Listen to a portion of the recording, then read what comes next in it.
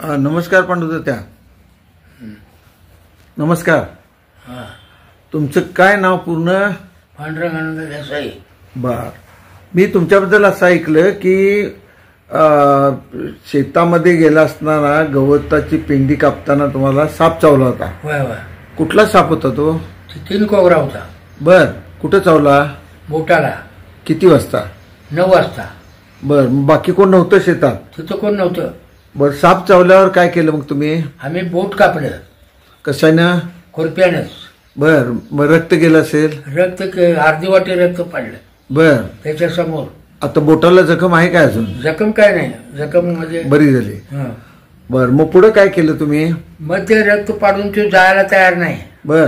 मग त्याच्या पाया पडलो हा आणि तो गेला हा. आणि मी घरला आलो. बर. आणि मग काय केलं घरी आल्यानंतर? घरी आल्यानंतर दारात एका रिक्षावाल्याला सांगितलं हा. मला साप चावला आणि दवाखान्यात जायचा आहे. बर. त्याने रिक्षा थांबवली हा. आणि गेला आम्ही दवाखान्यात. पण ते तुम्ही साप चावल्यावर हात बांधून घेतला ना कुणाकडनं तरी? होय. मस्त राखेचा त्याच्याकडे हात बांधून घेतला. बर. जाम बांधला. होय. बर. मग तिथून भारा घेऊन घरी आला?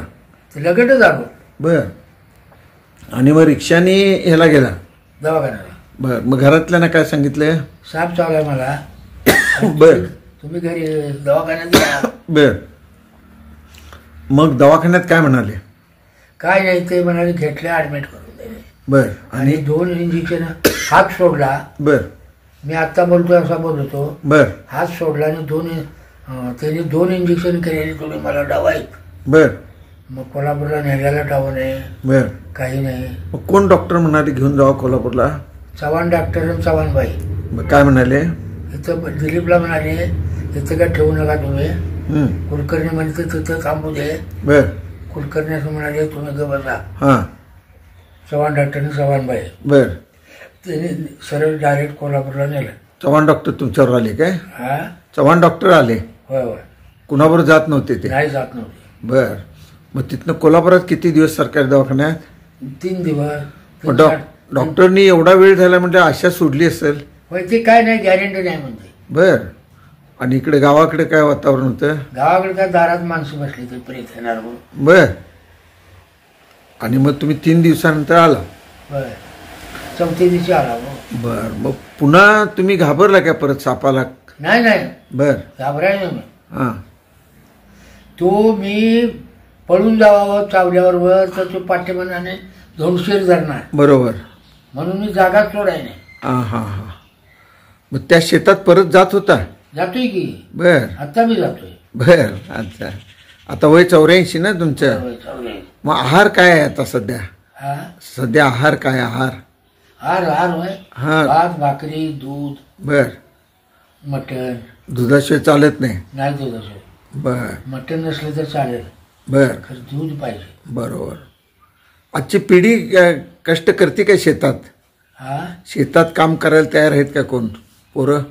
नाही नाही. आता आमच्या अहो त्यो त्याचा दुसरा पाय शेताड काय बघतो. बर. बघणार नाही. कशी मिळवायचं कसं? मग काय खायचं?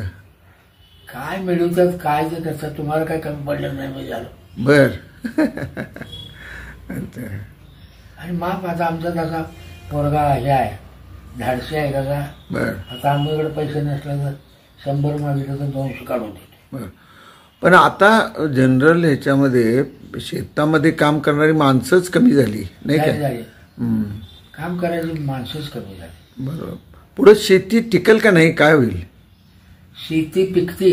बर. शेती काय अंगडीत नाही. शेत कधी बुडवीत नाही. बर. खरं ती परिस्थिती अशी आहे. हां आता हे मजुरी माणसं घ्यायचं म्हटलं का नाही हां त्या मजुरीच्या माणसाला ना खताचे दर हां अवताचे दर वाढले हां. त्याच्यानंतर परवडत नाही.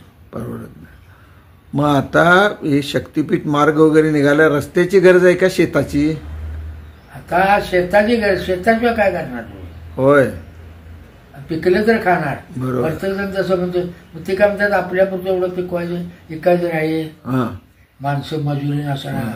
आता आमच्या तिकडे गावकडे आम्ही गेल्या वर्षी केलं हां तर 80,000 रुपये खर्च आला. हां.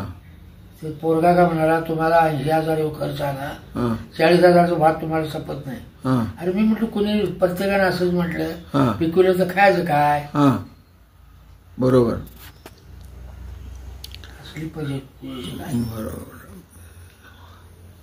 बरं झालं, चांगली माहिती सांगितली. मग शेतकऱ्यांनी सापाला घाबरत बसायचे काही कारण नाही. नाही नाही, बरं अहो मरण आल्यावर कधी चुकत नाही. बरोबर. व तुमच्या वेळेला जंगलात बिबट्या अस्वल विस्वल काय होती काय? बिबट्या अस्वल नाही.